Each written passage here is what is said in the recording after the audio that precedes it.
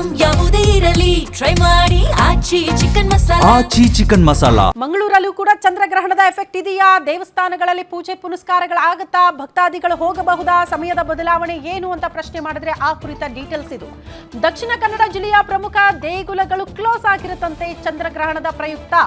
ಕುಕ್ಕೆ ಸುಬ್ರಹ್ಮಣ್ಯ ದೇವಸ್ಥಾನದಲ್ಲಿ ದರ್ಶನಕ್ಕೆ ಅವಕಾಶ ಇಲ್ಲ.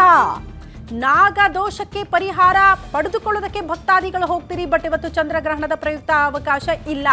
ಮಧ್ಯಾಹ್ನದ ಬಳಿಕ ಧರ್ಮಸ್ಥಳ ಮಂಜುನಾಥ ಸ್ವಾಮಿ ದೇವಸ್ಥಾನವೂ ಕೂಡ ಕಂಪ್ಲೀಟ್ ಆಗಿ ಕ್ಲೋಸ್ ಆಗಿರುತ್ತಂತೆ. ಇವತ್ತು ಮಂಜುನಾಥನ ದೇಗುಲ ಕೂಡ ಮಧ್ಯಾಹ್ನ 1:30ಯಿಂದ ಸಂಜೆ 7:30 ತನಕ ಕೂಡ ಬಾಗಿಲು ಕ್ಲೋಸ್ ಆಗಿರುತ್ತೆ.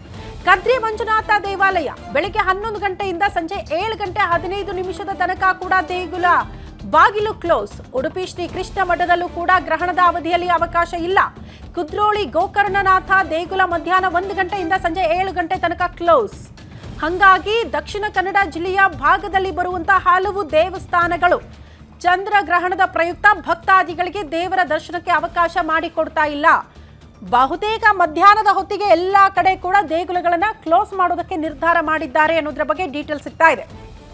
ಹಾಗಾಗಿ ಕುಕ್ಕೆ ಸುಬ್ರಹ್ಮಣ್ಯಕ್ಕೆ ಹೋಗೋರು, ಧರ್ಮಸ್ಥಳ ಮಂಜುನಾಥನ ದರ್ಶನ ಪಡೆದುಕೊಂಡು ಬರ್ತೀವಿ ಅಂತ ಹೋಗೋರು ಯಾರಿಗೂ ಕೂಡ ಗ್ರಹಣದ ಸಂದರ್ಭದಲ್ಲಿ ಅವಕಾಶ ಇರೋದಿಲ್ಲ. ಹಾಗಾಗಿ ಭಕ್ತಾದಿಗಳು ಅಲರ್ಟ್ ಆಗಿ ಆ ಸಮಯಕ್ಕೆ ಹೋಗಬೇಡಿ ಅಂತ.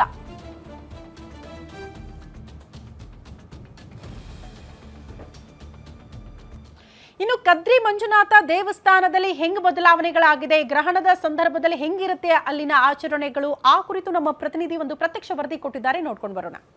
ಈ ವರ್ಷದ ಮೊದಲ ಚಂದ್ರಗ್ರಹಣಕ್ಕೆ ಇನ್ನೇನು ಕೆಲವೇ ಕ್ಷಣಗಳು ಬಾಕಿ ಇದೆ. ಈ ಹಿನ್ನೆಲೆಯಲ್ಲಿ ದಕ್ಷಿಣ ಕನ್ನಡ ಜಿಲ್ಲೆಯ ಅನೇಕ ಪ್ರಮುಖ ದೇವಸ್ಥಾನಗಳು ಕೂಡ ಈ ಗ್ರಹಣ ಕಾಲದಲ್ಲಿ ಕ್ಲೋಸ್ ಆಗ್ಲಿಕ್ಕಿದೆ. ನಾವಿರುವಂತದ್ದು ಈಗ ಮಂಗಳೂರಿನ ಕದ್ರಿಯ ಮಂಜುನಾಥ ದೇವಸ್ಥಾನದ ಮುಂಭಾಗದಲ್ಲಿ. ಇಲ್ಲೂ ಕೂಡ ಇವತ್ತು ಗ್ರಹಣ ಕಾಲದಲ್ಲಿ ದೇವರಿಗೆ ವಿಶೇಷ ಪೂಜೆಗಳು ಕೂಡ ನಡೀಲಿಕ್ಕಿರುವಂಥದ್ದು. ಜೊತೆಗೆ ಗ್ರಹಣ ಕಾಲದಲ್ಲಿ ಅಂದ್ರೆ ಸರಿಸುಮಾರು 11ರಿಂದ ಸಂಜೆ 7:30 ತನಕ ಕೂಡ ದೇವಸ್ಥಾನ ಕ್ಲೋಸ್ ಇದೆ.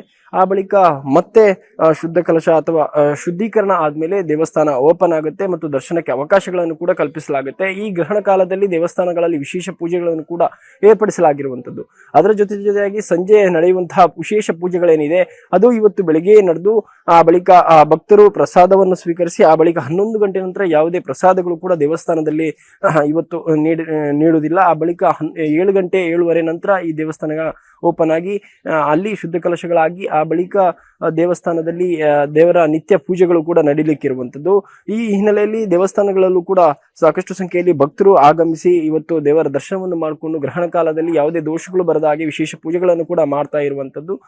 ಹಾಗೆ ಮಂಗಳೂರಿನ ಕೆಲವೊಂದು ಪ್ರಸಿದ್ಧ ದೇವಸ್ಥಾನ ಅಂದ್ರೆ ಕುದ್ರೋಳಿ ಗೋಕರ್ಣನಾಥ ದೇವಸ್ಥಾನ ಆಗಿರ್ಬೋದು, ಕಟೀಲು ದುರ್ಗಾಪರಮೇಶ್ವರಿ, ಜೊತೆಗೆ ಕುಕ್ಕೆ ಸುಬ್ರಹ್ಮಣ್ಯ ದೇವಸ್ಥಾನ ಹಾಗೂ ಧರ್ಮಸ್ಥಳ ಮಂಜುನಾಥ ಸ್ವಾಮಿ ದೇವಸ್ಥಾನಗಳಲ್ಲೂ ಕೂಡ ವಿಶೇಷ ಪೂಜೆಗಳು ಕೂಡ ನಡೀಲಿಕ್ಕಿದೆ. ಜೊತೆಗೆ ಗ್ರಹಣ ಕಾಲದಲ್ಲಿ ದೇವಸ್ಥಾನದ ಬಂದ್ ಕೂಡ ಇರುವಂತದ್ದು. ಮತ್ತೆ ದೇವರ ದರ್ಶನಕ್ಕೆ ಯಾವುದೇ ಅವಕಾಶಗಳು ಕೂಡ ಇರಲ್ಲ. ಈ ಹಿನ್ನೆಲೆಯಲ್ಲಿ ಕರಾವಳಿ ಭಾಗದಲ್ಲೂ ಕೂಡ ಈ ಚಂದ್ರಗ್ರಹಣದ ಹಿನ್ನೆಲೆಯಲ್ಲಿ ದೇವರಿಗೆ ವಿಶೇಷ ಪೂಜೆಗಳು ಮತ್ತು ದೇವರ ದರ್ಶನ ಕೂಡ ಇರುವುದಿಲ್ಲ.